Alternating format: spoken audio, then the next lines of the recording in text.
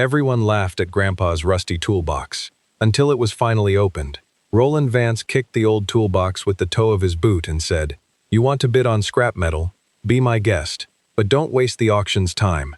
Marcus Webb stood at the back of the storage unit auction with his hand already raised, the rusted box sitting in the dust between two dumpster-bound recliners. A few bidders chuckled. Somewhere in the crowd, a phone was already filming the laughter. This wasn't the end of anything. This was the moment right before that toolbox turned Marcus Webb's whole year inside out, and nobody in that storage lot knew it yet. A voice cut in, quick and gleeful, the kind that talks over the cold open before it's earned the silence. He bid on a busted toolbox everybody else was laughing at. "Buckle up. This one's good." Marcus had grown up 2 counties over, in a farmhouse with a wood stove that never quite heated the back bedroom, and his grandfather Otis Webb used to sit him down in the workshop and say the same thing every time a tool went missing or broke. "Boy, the value's never in what a thing looks like. It's in what it's carrying inside it that nobody bothered to check." Marcus believed him. What nobody at that auction knew, not Roland, not the other bidders elbowing each other and laughing, was that Marcus had spent 6 years quietly training as a certified antique tool appraiser through a regional trade guild, learning to spot makers' stamps and hidden compartments the way most people learn to spot a bargain. He kept his certification card folded behind his driver's license. A man in work boots bidding on a rust-caked toolbox draws less attention than one who can read a stamped serial number under a hand lens. The first rung came the moment the gavel fell in Marcus's favor. Roland announced to the whole auction floor, loud enough for everyone to hear, "Folks, we've got a real treasure hunter today, paying good money for garbage." A ripple of laughter went through the crowd. The second rung came 10 minutes later. Roland refused to release the toolbox at the payment table, telling Marcus in front of the line behind him that the item had been mislabeled and would need to be re-auctioned. No explanation given for why. The third rung came when Marcus insisted on his receipt. Roland called the county sheriff's deputy stationed at the auction and told him Marcus was causing a disturbance over property that isn't his. Loud enough that the whole checkout line turned to watch a deputy walk over to a man who'd done nothing but ask for what he'd paid for. The fourth rung came minutes later, a small crowd now gathered by the loading dock. Roland grabbed the toolbox handle himself and said, "This man doesn't get to walk off with disputed property," yanking it out of Marcus's hands in front of everyone, tools clattering loose onto the concrete.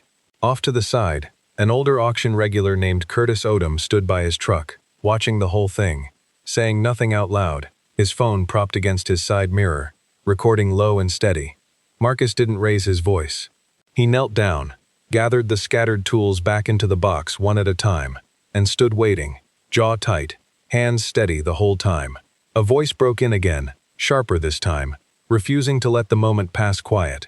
The man paid, got his receipt, and they still called the police on him, over a rusty toolbox. "Somebody explain that logic to me." The deputy, a young officer new to the county, radioed his supervisor before making any decision, and the call happened to reach Denise Okafor, the county's civil disputes liaison, who had spent the past year investigating a pattern of complaints against that same auction house, withholding paid items from buyers. She arrived within the hour, asking first for the buyer's receipt and the item in question. Roland came around the loading dock smiling the smile he used for anyone with a badge, and said the item had simply been mislabeled, a clerical matter, nothing more. Officer Okafor didn't raise her voice.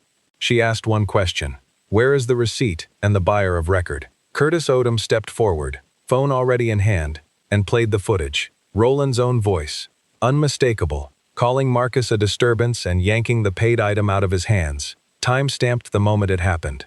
Roland's smile didn't move for a second longer than it should have. Officer Okafor watched the clip through once, then said, "This sale is final the moment the gavel falls and the receipt is issued. You had no legal ground to withhold this item."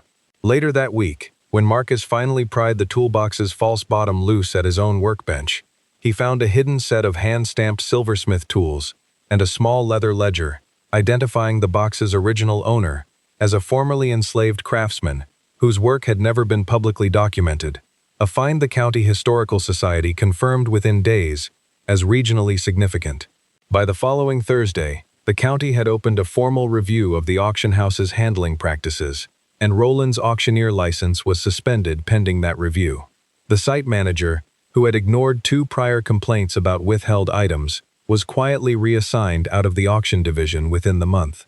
Roland was made to stand at the loading dock, in front of Officer Okafor, Curtis, and a small group of onlookers, and say, "I'm sorry if the process today came across poorly." It was the kind of apology that apologized to no one at all. Marcus, asked if he had anything to add, looked at him and said only, "You didn't lose an auction.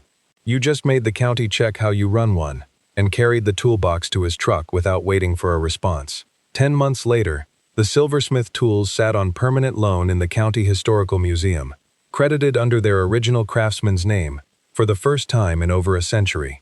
The finder's reward the Historical Society offered Marcus didn't go into his own pocket. By his own request, it was redirected into a trade apprenticeship fund for young craftsmen learning restoration work. The first apprentice already placed that spring.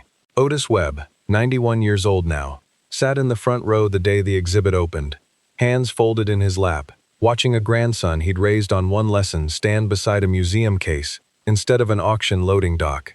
A voice closed it out, warm now, no longer sharp. "Look, this one's fiction. All of it, made up front to back. But you know how many real stories get thrown out with the scrap because nobody bothered to look twice. So here's the actual question. If everyone around you was laughing at something, would you have bid anyway, or backed down like they wanted? Tell me in the comments. Like this if you'd have bid anyway. Share it with somebody who needs to hear it. And subscribe, because this isn't the last story we're telling.